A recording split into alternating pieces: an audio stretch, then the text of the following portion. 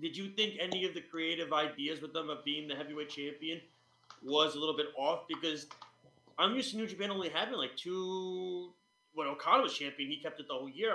Maybe you have two different champions. I think the last before Okada, I think they've had what 4 or 5 different champions the last 2 years, 3 years. It's very unlike them. I'll try to unload it piece by piece. So, starting off with the Evil answer. I've never been a big fan of the Evil. Any longtime listener of the show will know that even at the height of his popularity and when his matches were considered good, I still was never really a big supporter or overly impressed with him. Even when he was teaming with Sonata, you weren't like, eh.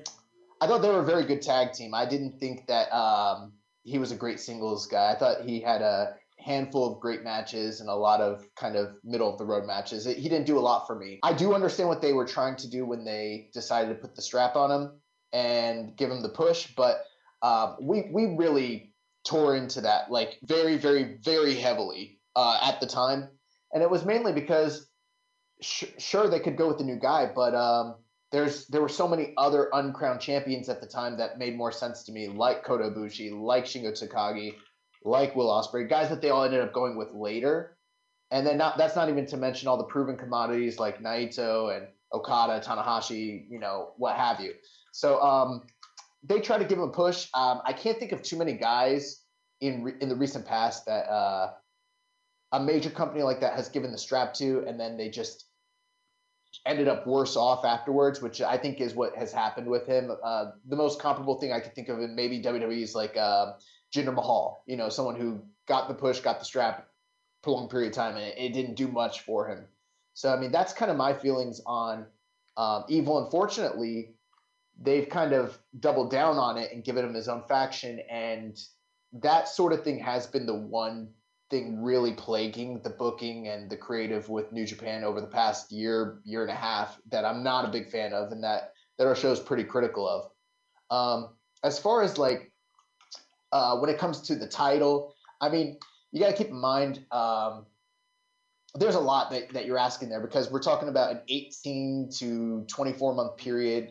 They merged the Intercontinental and the heavyweight titles to form the new world title. You about later what your thoughts were on them doing that. Yeah, and I mean we can save that, but I mean, and then the other thing too is like what you guys alluded to earlier. I mean, they've had to face COVID, they've had to face injuries, they've had to face, one of the biggest things is Gato.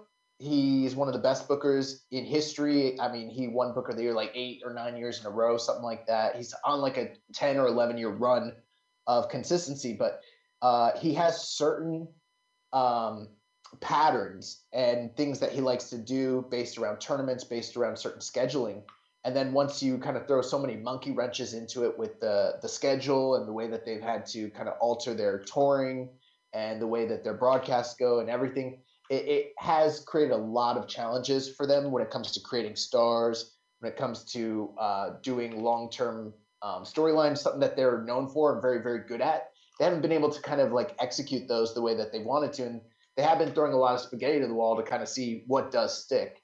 I'm fine with them having gone with Ibushi and Osprey and Shingo.